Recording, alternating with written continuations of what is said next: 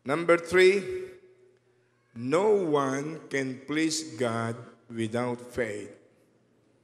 Basic po ito, pero this is a fundamental truth na mahalagang maitanim sa pundasyon ng ating Christian faith. No one can please God. Hebrews 11 verse 6. Everybody reads sa New King James, without faith, it is impossible to please Him. For he who comes to God must believe that He is, and that He is a rewarder of those who diligently seek Him. Hallelujah! Kaya kung walang pananampalataya, imposible na matuwa, imposible na maggalak ang ating Ama, ang ating Diyos sa ating buhay. Ako, kung may anak ako at nagtitiwala doon sa kapitbahay ko, sa ama ng kanilang mga classmates, pero hindi nagtitiwala sa akin, napakasakit nun. Meron ka bang anak na walang paniniwala sa iyo? Mas pinapaniwalaan nila yung ama ng iba o yung ina ng iba? Masakit yun. Ang Diyos natin, kapag nagkulang ka sa pananampalataya at pagtitiwala sa Diyos, iniinsulto mo ang Diyos. Kaya napakahalagang pananampalataya. It pleases God. At sabi ng Numbers chapter 14 verse 8, when the Lord God is pleased of your life, He will lead you to that land filled with milk and honey. Meaning to say, when the Lord God is pleased of your life, He will lead you to your promised land. Kapag ang Diyos ay natuwa at nagalak sa iyong buhay, dadaling ka niya sa lupang pangako. Hallelujah! Palapakan natin minsan pa ang Panginoon. Amen. Hallelujah. Now, what is faith? What is faith? Tingnan natin ang Hebrews chapter 11 verse 1. Everybody read. Now faith is being sure of what we hope for and certain of what we do not see. You are sure, sigurado ka sa inaasahan mo. Yun ang ibig sabihin sa Tagalog. Pag may pananampalataya ka, sigurado ka, hindi ka nag-aalinlangan. Sigurado ka sa iyong inaasahan. And certain of what we do not see. At may katiyakan ka, may katibayan ka ng mga bagay na hindi nakikita. Doon sa New King James Version Bible, ang sabi ron, na everybody read, faith is the substance of things hoped for, the evidence of things not seen. Kaya hindi po pwedeng sabihin ng iba, to see is to believe. Ipakita mo muna sa amin.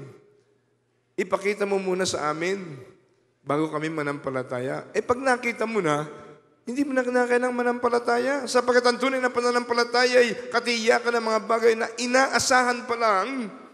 Hindi mo pa nakikita, hindi mo pa nahahawakan, inaasahan pa lang, pero meron ka ng pananampalataya. At ang pananampalataya, katibayan ng mga bagay na hindi nakikita. Evidence of things not seen. Ang Diyos ba'y nakikita natin ngayon? Sabi ng Diyos, kung may 2 o 3 nagkakatipon sa kanyang pangalan, siya ay nasa kanilang kalagitnaan. Mahigit tayo sa 2. Andito ang Diyos natin. Andito ang ating Panginoon. Sa kanyang presensya sa magitan ng banal na Espiritu. Nakikita ba natin siya? Hindi. Sapagkat siya Espiritu. Pero may pananampalataya sa iyo, nandito siya.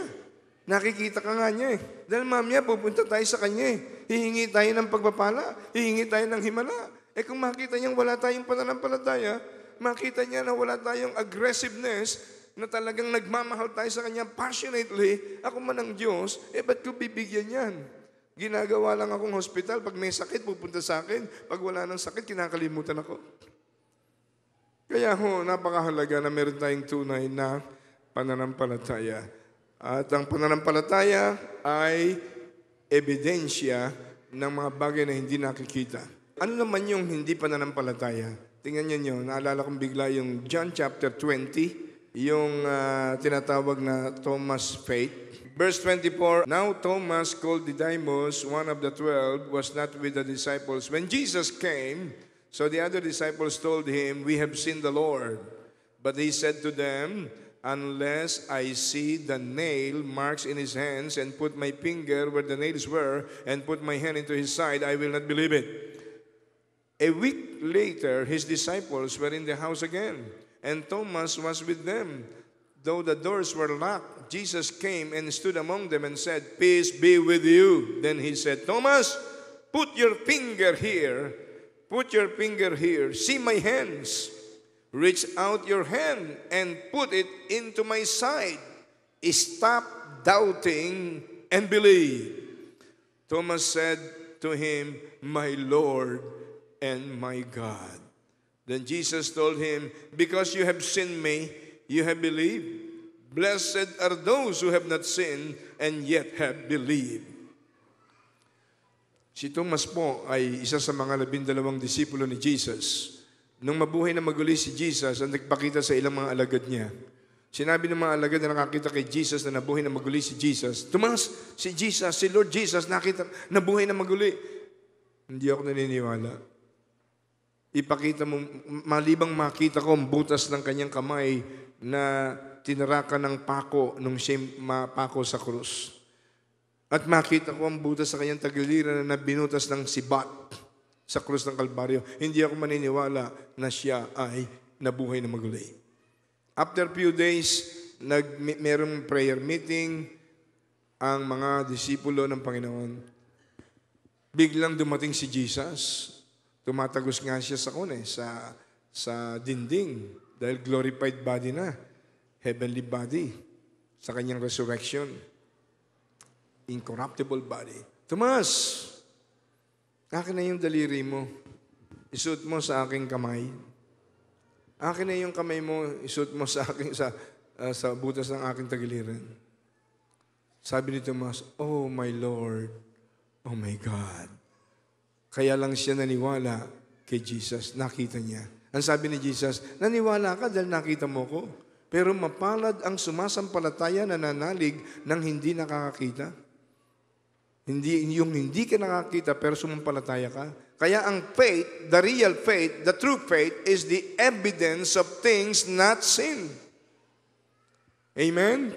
Palakpakan natin sandali ang Panginoon. Yes, Lord. Hallelujah. So, faith is the substance of things hoped for, evidence of things not seen. Sabi ng 2 Corinthians 5:7, "For we walk by faith, not by sight." Okay. Now, the last major question that I would like to share to all of you and to the televiewers,